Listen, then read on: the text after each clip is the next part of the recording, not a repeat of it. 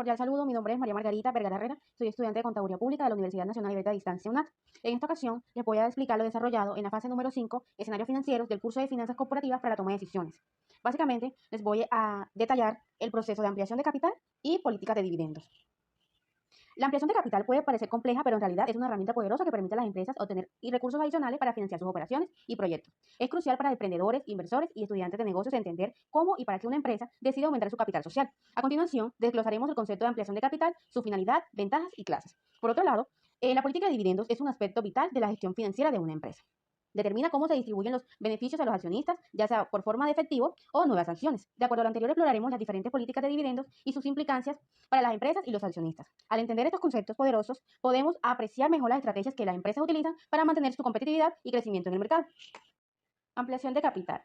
La ampliación de capital es un proceso mediante el cual una empresa incrementa su capital social, lo que generalmente se realiza emitiendo nuevas acciones, aumentando el valor nominal de las acciones existentes o mediante acciones liberadas.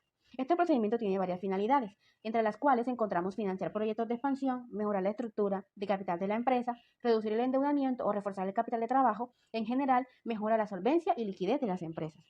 Un aspecto crucial a tener en cuenta al momento de realizar una ampliación de capital es el potencial efecto de dilución. Esto ocurre cuando se emiten nuevas acciones sin una prima de emisión adecuada, lo que puede reducir el valor de las acciones existentes porque el valor de la empresa se reparte entre más acciones. Para ejecutar la ampliación de capital en una empresa, se debe llegar previamente a un acuerdo, contando con la aprobación de la Junta General de Accionistas y consiguiente modificación de los estatutos sociales. La ampliación de capital puede afectar el valor de las acciones y estructura de propiedad. Los accionistas deben evaluar el impacto de la dilución potencial de sus participaciones y el uso que la empresa dará a los fondos obtenidos. Clases de ampliación de capital. La ampliación de capital se puede dividir en los siguientes tipos o clases. El primer de ellos es la ampliación de capital por aporte de nuevos recursos por parte de los socios. Consiste en que los socios o accionistas de la empresa pueden decidir aportar nuevos recursos financieros a la empresa para aumentar su capital social. El objetivo es principalmente fortalecer la estructura financiera de la empresa y proporcionar fondos adicionales para financiar sus operaciones, proyectos de expansión o pagar deudas. Un ejemplo de esto es que una empresa supongamos que necesita financiar la expansión de sus operaciones. Entonces, los socios deciden aportar capital adicional mediante la compra de nuevas acciones emitidas por la empresa. Esto aumenta el capital social de la empresa y le proporciona los fondos necesarios para financiar su crecimiento. El segundo tipo es la ampliación de capital por conversión de deuda. Consiste en convertir deuda en capital, es decir, los acreedores de la empresa aceptan convertir parte o la totalidad de sus préstamos en acciones de la empresa. Tiene como objetivo reducir la carga financiera de la empresa, mejorar su estructura de capital y aumentar su solvencia financiera. Un ejemplo es que imaginémonos que una empresa tiene una deuda significativa con sus acreedores. En lugar de pagar estas deudas en efectivo, los acreedores aceptan convertir parte de la deuda en acciones de la empresa. Como resultado, la empresa reduce su pasivo total y aumenta su capital social. El tercero y último tipo es la ampliación de capital por liberación de reservas y utilidades no distribuidas. La empresa puede decidir liberar parte de sus reservas acumuladas o utilidades retenidas y no distribuidas entre los accionistas, aumentando así su capital social. El objetivo es utilizar estos recursos que la empresa ya ha generado internamente para financiar sus operaciones o proyectos futuros, sin necesidad de recurrir a financiamiento externo. Un ejemplo de esto es que una empresa, supongamos, ha acumulado utilidades a lo largo de los años y tiene una cantidad considerable de reservas en sus estados financieros. Entonces deciden distribuir una parte de estas reservas entre sus accionistas en forma de dividendos o mediante la emisión de nuevas acciones, liberando estas reservas. Como resultado, el capital social de la empresa se incrementa sin necesidad de aportes externos. Política de dividendos. La política de dividendos se refiere a las decisiones que una empresa toma respecto al reparto de sus beneficios a los accionistas. El dividendo es el pago que efectúa una empresa a los propietarios de las acciones de dicha compañía, el cual podrá ser cobrado en efectivo o mediante la emisión de nuevas acciones, de acuerdo a González 2021. Sin embargo, esta decisión tiene que ser votada por los propios accionistas en una reunión, que como mínimo realizan una vez al año llamada Junta General de Accionistas. Pero ante todo, este derecho de beneficio normalmente es recibido luego de que las empresas cierran sus cuentas anuales en el mes de diciembre. Los dividendos son una pieza central para obtener beneficios, ya que maximizan el valor de mercado de las acciones. Este resultado será generado por el efecto que tenga la política de dividendos en relación entre los beneficios retenidos y los distribuidos. Al analizar la política de dividendos, es crucial comprender que los dividendos son inciertos, lo que conlleva que cada año será necesario tomar decisiones sobre el porcentaje que habrá de ser distribuido o entregado al inversionista. Existen varios tipos o clases de políticas de dividendos, entre las cuales tenemos, según razón de pago. Esto implica distribuir un porcentaje fijo de las ganancias a los accionistas en cada periodo de dividendos. Esto se calcula dividiendo el dividendo en efectivo por acción entre las ganancias por acción. Una ventaja de esta política es que los pagos de dividendos se ajustan a la rentabilidad de la empresa, mientras que la desventaja es que los dividendos pueden ser bajos o nulos si las ganancias disminuyen o si hay pérdidas.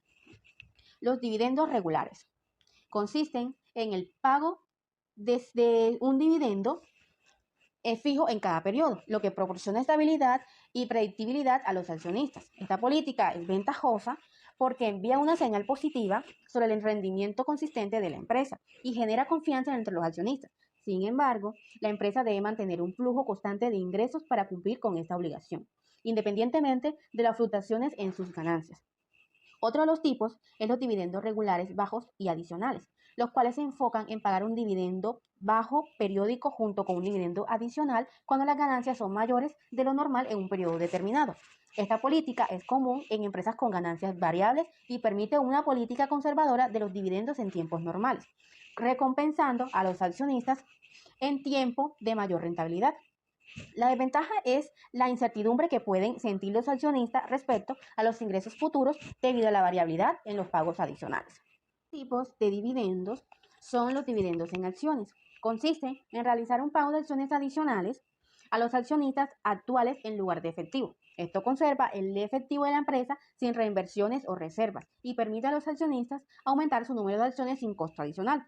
Sin embargo, no proporciona liquidez inmediata a los accionistas y puede diluir el valor de las acciones existentes si no hay un aumento proporcional en las ganancias. Otro tipo y el último tipo es la recompra de acciones.